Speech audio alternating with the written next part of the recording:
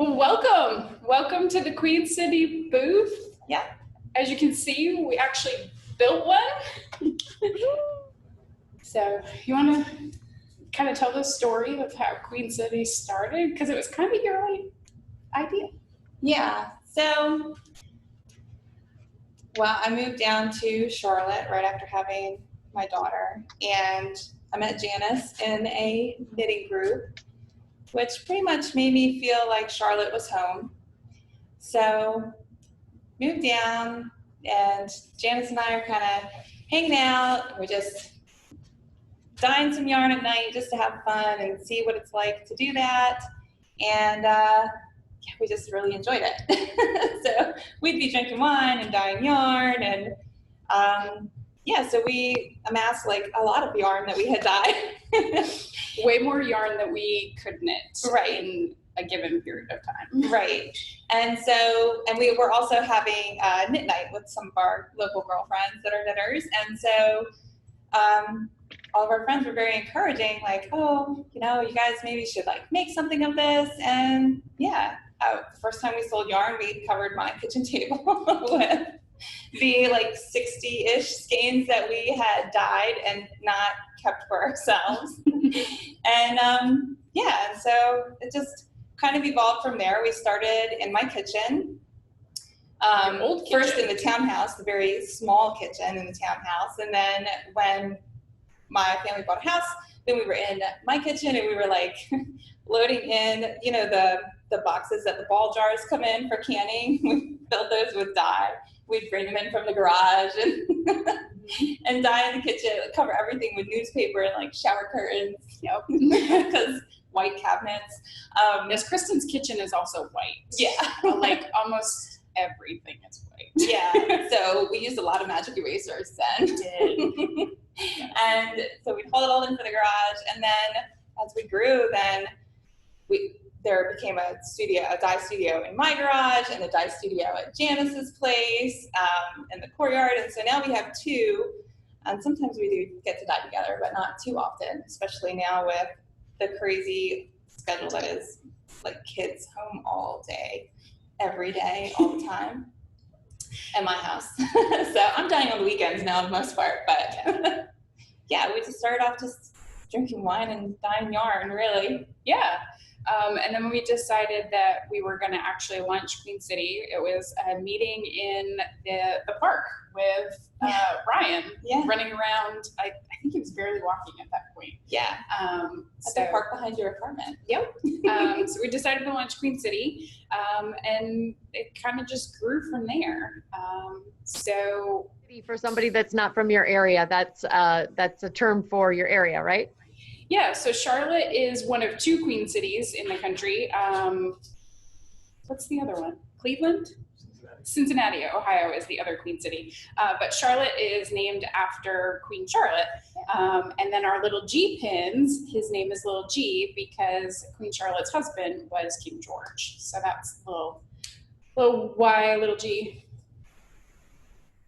Is his name. So yeah, Queen City we're in Charlotte, North Carolina, is where we are home based. Yeah. So one of the things that was really a guiding principle for us when we started Queen City Yarn was Kristen in particular was very into the speckle yarn and all of these beautiful variegated yarns. And as knitters, we're sometimes not comfortable with color. We find these beautiful skeins of yarn and we want them because they're gorgeous, but we don't necessarily know what to do with them. And there's only so many single skeins of fingering weight yarn that you can turn into a pair of socks. Or only such a big sock drawer. Yeah, exactly. The sock drawer can be quickly overwhelmed. So what we wanted to do was we wanted to design these beautiful hand-painted colorways and then pair them and pair them with simple tonals. Yeah. So a lot of our hand paints actually contain tonals that are that are part of our catalog. So this is a colorway that so many of you love, Everything in Amy's Closet. And the purple in Everything in Amy's Closet is just a slight variation of her eggplant colorway. So that's why we've started getting into a lot of these 2 and 3 color kits. We find that it's an easy way for knitters to find 2 skeins of yarn and then go to our website and easily find 2 color projects. So coming back to what I was talking about last night in my designer showcase, it's an easy way for us to design patterns that really translate back to the yarn very quickly. So Kristen's Nightlife cowl, which was actually designed for ZK. She just released it super early because we were excited about it. So the Nightlife cowl was a new colorway that we wanted to highlight, and it's 2 skeins of DK weight yarn, and those come out to $58. So it's a really easy project. It's pretty affordable, and you can get 2 skeins of yarn, and at the end, you've got a cowl. So that's where kind of the whole 2 and 3 color thing comes from. We've got a lot of 3 color kits that translate into beautiful 3 color shawls. We've got a couple of them here. Same thing with 2 color shawls. We've got a whole Ravelry bundle in our Ravelry group that has those 2 color shawls, or we call them 2 color projects instead of shawls. Right. So you can go back and you can, once you find a 2 color set that you absolutely love, we've got lots of pattern recommendations for you on our Ravelry group. Yeah. And a couple of Megan's are over there in the corner. Megan's Designs. Her Down the Road and Back Again, as well as her Sassy Spirit wrap. Yeah. And the Sassy Spirit wrap, Kristen wants to grab that, has our Jam Session colorway on there, and that red, you guys go bonkers for. That is a beautiful red. Stunning red. Yeah. So if you are a red person, that is your colorway. And honestly, as much fun as we have dyeing the yarn, we have just as much fun playing with it after we dye it. So when we dye those hand-painted and speckled colorways, we dye them with tonals that we either already have in mind or that we're developing while we're developing the hand-painted colorways. So that's one of the guiding principles when we are dyeing and making new colorways, is to make colors that go together. And What else have purple in it? Oh no, it's colors we don't have out yet. Oh, That's what it is. So when we started doing a Wednesday release. So every Wednesday we release something new, whether it be a pattern, like we did this week with Megan, or a new colorway. So there's actually a pretty extensive new colorways hanging on the wall in my office that need to come out. And several of those new colorways involve a color that we internally have referred to as Blurple. And Blurple is now Purplesaurus Rex. So My favorite Kool-Aid when I was a kid. that I clearly need to go to Target and buy some Kool-Aid and understand this When I was reference. Caitlin's age, I was in summer camp, and my mom, this is my favorite kind of Kool-Aid, Purplesaurus Rex. And my mom actually, it was like an outside camp, it was hot, we lived in Texas at the time, and my mom froze Kool-Aid ice cubes and put them into my thing so that my Kool-Aid wouldn't taste watered down. So your Purplesaurus Rex wasn't too watery? So I loved it so much. And one of our friends, Alexa, said that she got it recently, found it at Target, and she said it was really sweet, but I feel like I need to get some and drink it. But I don't know if I'm gonna let the kids have it because it has a lot of sugar in it. So I was like, hide it and drink it. Yeah.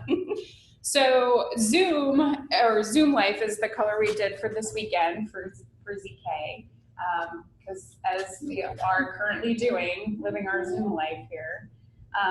So you can see Blurple is in there, and then it's become Purplesaurus Rex. Yeah.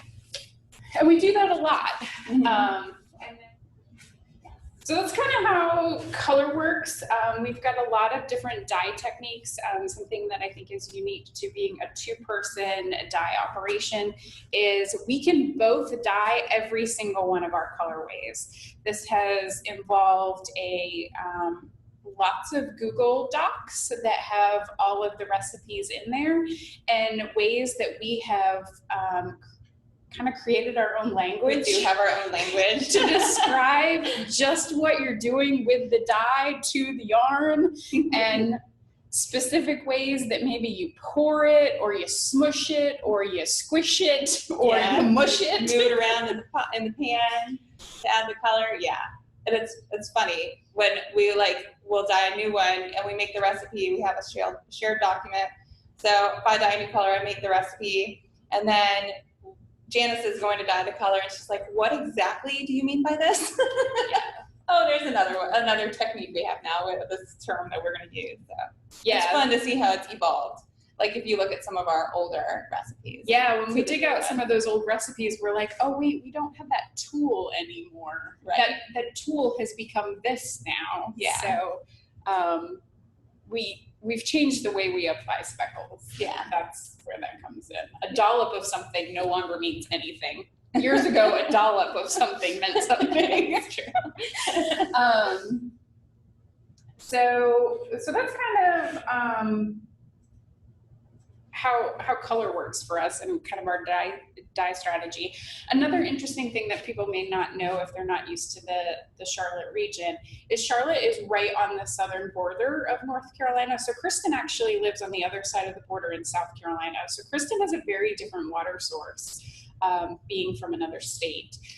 So what we have discovered is that different water source actually affects some of our colorways. Mm-hmm. So there are times that, and I don't think we've gotten to the point where we're like, no, you can't dye that color either one way or the other because of what it does. But for those of you who have been with us for a long time, remember our Queen Charlotte colorway. There was a period of time where Queen Charlotte got really purple as opposed to the gray color she was supposed to have. Gray and blue, yeah. And we discovered that was because Kristen was dyeing that with her new water source in South Carolina. Yeah. So it made the color go a little more purple. We haven't dyed Queen Charlotte in a while. That was like the first color. It was one of our first 8 colors. Yeah. So from now on, anytime Queen Charlotte gets dyed, that needs to happen at my house so she can go back to her blue grayness instead of her purpleness. Yeah. That she was getting. Yeah. So let's tell them about Berry Hill. Okay. So Berry Hill is, I'll show you It's naked. Every color is right here in front of me. Okay, so let me not hold on. Well, so Berry Hill is something that we have really aspired to grow into since we started dyeing. It's kind of a dream that we had, and we launched it last year at ZK. That was the first time the world saw it. We worked with a local mill in the North Carolina mountains called Echo View Fiber Mill. We love the ladies there. They're amazing. They're super fun to work with, and it was really a fun process to design the yarn. Janice actually went and took a tour of the mill first and met everyone there, and then we began working with them and playing with the fiber content, the blend of the yarn. We knew that we wanted it to be all locally sourced wool, so they're using all locally sourced non-superwash merino and locally sourced alpaca. And so it's a really cool mill to work with. We decided what content of alpaca we wanted because we wanted the softness and the halo from the alpaca, but we didn't want the droop that sometimes happens when you knit We with want yarn. the sweaters to become skirts. Yeah. They get kind of stretched out with a higher content. So we found that the 80-20 blend worked really well for the things that we've knit up in it. And yeah, we started out with just 10 colors, including naked, and we're now at 19. Yeah. So we're expanding as we say, oh, I really want, rose gold. I really want to use that. And we really need a lighter purple. Purple needs to make an appearance, things like that. So, and when Janice designed her QC crew hats, we expanded with 5 new colors at that time, I believe. Yeah. So we incrementally added Poche first, I believe, because we needed that middle color. And actually, Kelly designed Poche. Wasn't totally on accident. You were pretty intentional with that. And Kelly came over to help me dye one day. Yeah. The sweater that Kelly has on is the very first skeins of Poche. She wanted a gray to go with that spin cycle, so we dyed it up. And Shayna helped name it. And then Shayna named it, yes. So we added Poche, and then we added rose gold because our logo is rose gold, so we wanted to get that in there. And then we added Cheerwine, Canyon, Pistachio, Wisteria, and Tobacco, kind of as another group in the spring. yeah. Right. And then Blurple just needed to happen. Yeah. So it's lilac. Yeah. On Berry Hill. Yes. So you'll notice some of the colors that we offer on Berry Hill are very similar to colors that we offer on our other bases. However, because Berry Hill starts out, the Naked Yarn starts out with kind of a tan tone, and because it's not superwash, the color tastes differently on Berry Hill. So we have named them different, except for Rose Gold, we kept that the same name, but it does dye a little bit differently on the Berry Hill because of what it starts with as the undyed yarn and the way that non-superwash yarn takes color. It does take color very differently than our superwash base. Yeah, so when you dye superwash yarn, it tends to take the color very quickly. When you dye, because it's really smooth. Yeah, when you dye non-superwash yarn, there are times and specific colors that will just kind of wash right out of the yarn with first dunking. So you got to really kind of coax it along. So you can see, because Berry Hill does have that gray start, it is slightly different on Jam Session. Jam Session is slightly different on Berry Hill, and hence why it's named Cardinal. So yeah, so that's something, if you really see one of our superwash colors that you love, that you want on Berry Hill, if you ask, do you have it on Berry Hill? At least for our most popular colors, we do. Yeah. It does translate. So, and that's how we started with the colorways for Berry Hill. We took our most popular superwash tonals and also kind of like, I want a sweater in this color on Berry Hill. Like my favorite, I want a sweater in this. So we need to make it happen. So, and Berry Hill is great for garment knitting, really good for our climate. That's why we decided to do it in a fingering weight. It's kind of a heavier fingering weight. We could go sport, but that's why we chose to do it in the weight that we did, because of the climate that we live in. So even in the summertime, when it's really hot and humid here, I mean, any place you walk into is going to be like super cold air conditioning when we get to walk into places again. So it is really great for cardigans and like also short sleeve tops and stuff like that too. Yeah. So we have Megan designed the like that we really love for down here, and we've also, and then this actually made its debut at ZK as well last year. Yeah. So, and then we've knitted into a boxy and the novelli, and we're finding all kinds of short sleeve things, but also it's really great for color work too. Yeah. So, and because so many people we intended Berry Hill to be a colorwork yarn. Yeah. So we have moved Berry Hill from 100 gram skeins to 50 gram skeins. So you'll notice on our website that all of the new colors, there are not 100 gram versions of it.